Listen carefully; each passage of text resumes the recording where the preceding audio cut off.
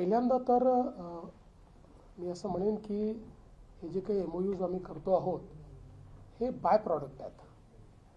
आमचा मुख्य उद्देश या ठिकाणी महाराष्ट्राचा स्ट्रॉंग प्रेझेन्स फील करणं आणि विशेषतः नॉलेज, टेक्नॉलॉजी आणि FDI हे आपल्या देशामध्ये आणि विशेषतः महाराष्ट्रामध्ये नेणं हा याच्या पाठीमागचा मुख्य उद्देश आहे. मला आनंद आहे की खूप चांगल्या प्रकारे MOUs होत आहेत आणि इन्व्हेस्टमेंट पण येते आहे. पण त्याच्यासोबत आम्ही खूप स्ट्रॅटेजिक MOUs देखील या ठिकाणी केलेले आहेत. मला सांगितलं पाहिजे की काही MOUsचा उल्लेख मला केला पाहिजे. युनिव्हर्सिटी ऑफ कॅलिफोर्नियासोबत आम्ही एक MOU केलेला आहे की ज्यातनं मोठ्या प्रमाणात कॅपॅसिटी बिल्डिंगचं काम होणार आहे. युनिव्हर्सिटी ऑफ बर्कलेसोबत आम्ही MOU केला आहे. टेक्निकल युनिव्हर्सिटी ऑफ म्युनिकसोबत आम्ही MOU केला आहे. अर्बन फ्युचर्स कलेक्टिव्ह लंडन यांच्यासोबत आम्ही MOU केलेला आहे. ICCCI इटलीसोबत आम्ही MOU केला आहे. ॲलन ट्युनिंग इन्स्टिट्यूटसोबत आम्ही या ठिकाणी MOU केलेला आहे. त्याच्यासोबत नॉर्वेजियन जिओ टेक्निकल इन्स्टिट्यूटसोबत आम्ही MOU केला आहे. सुरबना जोरॉंग जी अर्बन प्लॅनिंगमधली सिंगापूरची जगातली सगळ्यात चांगली कंपनी समजली जाते त्याच्यासोबत आम्ही केला आहे. ॲरूपसोबत आम्ही केलेलं आहे.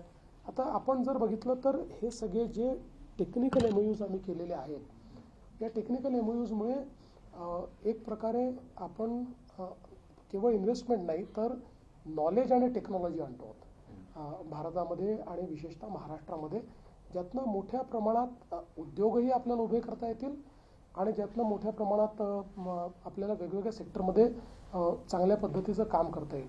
आज आपण बघितलं तर अर्बन प्लॅनिंगमधले जे काही आम्ही MOUs केले आहेत त्यामुळे आपली अर्बन प्लॅनिंगची कॅपेबिलिटी वाढणार आहे. ट्रान्सपोर्टेशनमधले जे MOUs आपण केलेले आहेत त्यातनं प्रत्येक शहराचा अर्बन ट्रान्सपोर्ट आपल्याला चांगल्या पद्धतीने डिफाईन करता येणार आहे किंवा त्याच्यामध्ये इन्व्हेस्टमेंट्स आपल्याला आणता येणार आहे. आज आम्ही एक मेडटेकचं पॅनल या ठिकाणी घेतलं कारण मेडिकल टेक्नॉलॉजी एक असं क्षेत्र आहे की भारतासारख्या आणि महाराष्ट्रासारख्या एका मोठ्या राज्याला जर शेवटच्या माणसाला हेल्थकेअरचा ॲक्सेस द्यायचा असेल, जर त्याच्यापर्यंत आरोग्यसेवा पोचवायची असेल तर मेडिकल टेक्नॉलॉजी हाच त्याच्यावरचा उपाय आहे. आणि त्या पॅनलमध्ये खूप चांगल्या प्रकारचं डिस्कशन देखील झालं. पुढचा रोडमॅप देखील ठरवला. त्यामध्ये आम्हाला त्यांनी ऑफर्स देखील दिल्या आणि पुढच्या काळामध्ये मेडटेकमध्ये आमचा प्रयत्न असा असणार आहे की आपल्याला मोठ्या प्रमाणात स्टार्टअप इकोसिस्टीम ही मेडटेकमध्ये तयार करायची आहे. तर त्या संदर्भात जी जगातली सगळ्यात चांगली मेडटेक स्टार्टअप इकोसिस्टीम आहे त्यांच्यासोबत आपण करार केलेला आहे की त्यातनं अशा पद्धतीनं आपण हे या ठिकाणी करू शकणार आहोत. सर, रायगड आणि पेण या भागामध्ये मोठे प्रकल्प आणण्याचा जो विचार आहे तर ते कशा स्वरूपाचे असतील आणि ती आपण कशी डेव्हलप करू? आणि असं आहे की एक पहिल्यांदाच आपण रायगड पेण ग्रोथ सेंटर आता आज ते लॉन्च केलेलं आहे.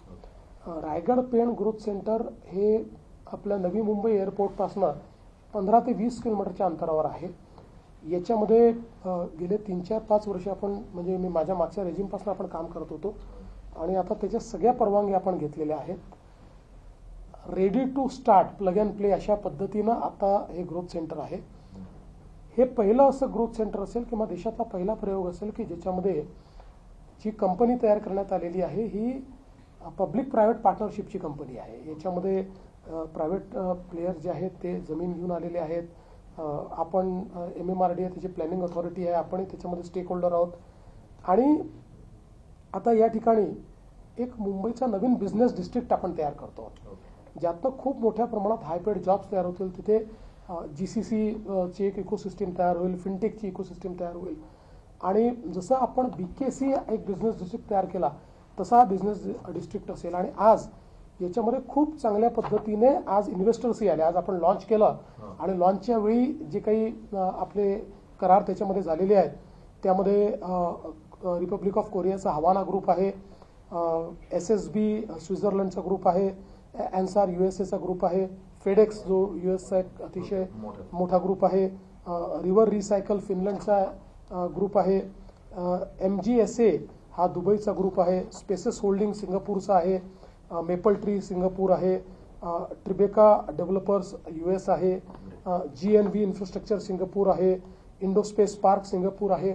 असं आजच जवळपास 1,00,000 कोटी रुपयाच्या इन्व्हेस्टमेंट्स या सगळ्या वेगवेगळ्या कंपन्यांनी त्या ठिकाणी करण्याचा आज MOU केलेला आहे. हा सगळा FDI आहे आणि यातनं खूप चांगल्या पद्धतीनं एक नवीन शहर तयार होईल, ज्याच्यामध्ये अतिशय चांगल्या पद्धतीचे हायब्रिड जॉब्स तयार होतील. आणि याचं सगळं प्लॅनिंग करताना वॉक टू वर्कचं प्लॅनिंग आपण त्या ठिकाणी तयार केलेलं आहे. त्यामुळे मला असं वाटतं की जी आपण तिसरी मुंबई तयार करतोय, त्या तिसऱ्या मुंबईतलं पहिलं शहर हे आपलं लॉन्च झालं आहे.